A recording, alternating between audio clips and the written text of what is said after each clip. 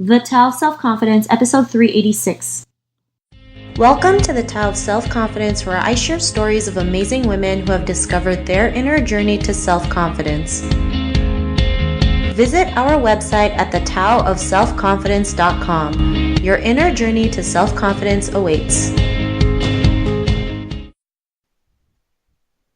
Well, hello, friend. Welcome to the Tao of Self-Confidence, where I share stories of amazing women who have discovered their inner journey to self-confidence. I'm your host today, Sheena Yap Chan, and today I have a phenomenal lady on the show today. She is a fashion and travel blogger and also a digital marketer. I'm just really excited to have her on today to share her story and tips with us on self-confidence. So without further ado, I'm going to introduce you to Vera Mao. Vera, how are you today? Maybe you can fill in a little bit more about yourself to our listeners.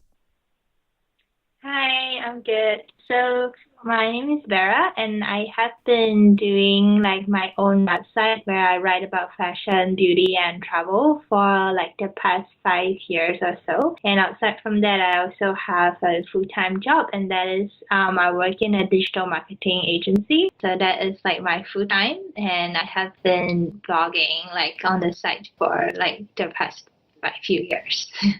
Awesome. Well, thanks for sharing that, Vera. And what's your cultural background? I'm actually born in Beijing, and then I moved to Singapore when I was really young, 4 years old. So pretty much localized, Singaporean. Awesome. Well, thanks for sharing that. And Vera, what would be your favorite self-confidence quote? I don't really have a quote per se, but I think to get to set myself up or to really let myself be confident is really just to tell myself that as long as you put your will to it, there's nothing that you can't do. Thanks for sharing that. And, that's so great, right? Because, as long as you give it your all, nothing will stop you, right? You did your best. Sometimes, things may happen or may not happen, but as long as you went out there and did it, at least you're not thinking about what if, right? Like, what if it didn't happen, or what if it worked, and you'd just be going crazy thinking, right? Like, what would happen if you did or didn't do it? So I really like that quote that you tell yourself all the time. And in your own words, how do you define self-confidence? I think self-confidence is really a sense. One is being self-aware. It's really about knowing yourself and then knowing your flaws as well and accepting that. And second thing is just to really trust and believe in yourself. Those two put together, I think, is really what makes someone confident about themselves. Yeah. Thanks for sharing that. It's a great definition. In order to take action in anything that you want to do, you have to first believe in yourself, right? Believe you're worthy of, a better life, or, going after your dreams. So I really like that definition that you mentioned. And Vera, what was your life like before your discovery of self-confidence?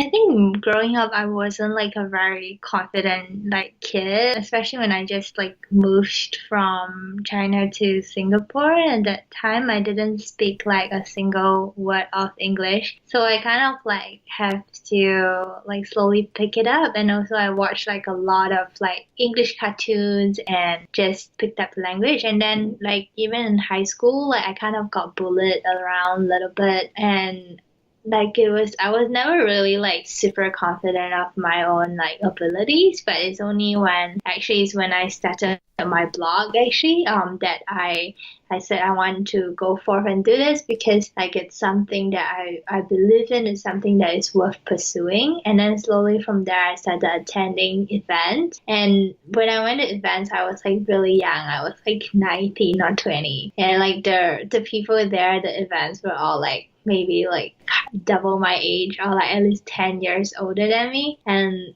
but I didn't really let that get to me. I was just everyone is just this equal. Everyone is all here now at the event. So I would make myself go up to people and talk to them. So that was where I slowly built my confidence, and I realized that there is really nothing to be intimidated of. No matter if this person is really successful or of a certain kind of position, but they are just our people in the end. Yeah.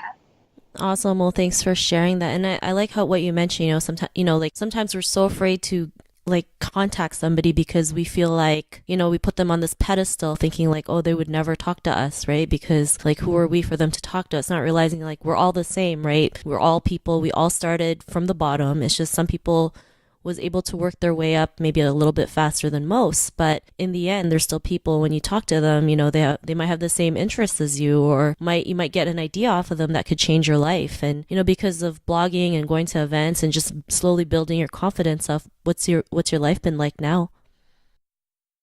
I think now I'm still trying to like pursue like certain dreams of my own. Like I'm not definitely not there yet, but at least now I am definitely a lot more self-aware in the sense that I know what I'm strong at and what I'm like weak at. Like I know my strengths and weaknesses, and I'm willing to accept those weaknesses for what they are. And I don't really doubt my own abilities that much as before. Like whereas before I used to think like, oh, like what if I don't make it, or like maybe I'm just not good enough to do this certain thing. Like I shoot down the idea even before I actually go and do it. But then now it's just like, if you want to do it, you just go and do it. Like there's no, like you don't really need to think too hard about things like that.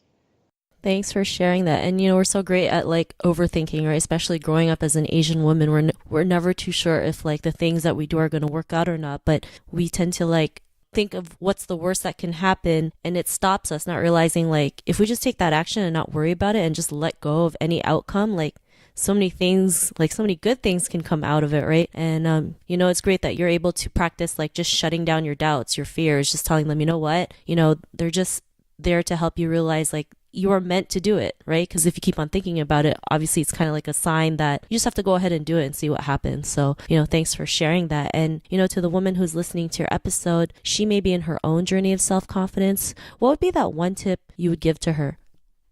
I think I would just let them know that you just trust in yourself. Because I just think like, I just feel like the human will and power is very strong. And if you really want something so bad, you would think of it like in the morning when you wake and like just before you sleep. You would constantly be thinking of it. And so like I read this book, like it's basically Think and Grow Rich by Napoleon Hill. So that was what he said in the book. That was what he preached. It's literally if you set your mind to it, if you want it so bad and you think about it so hard, there is just no way that you won't be able to come up with a solution around it. If it's always on your mind, like eventually you would be able to do whatever it is that you want to do.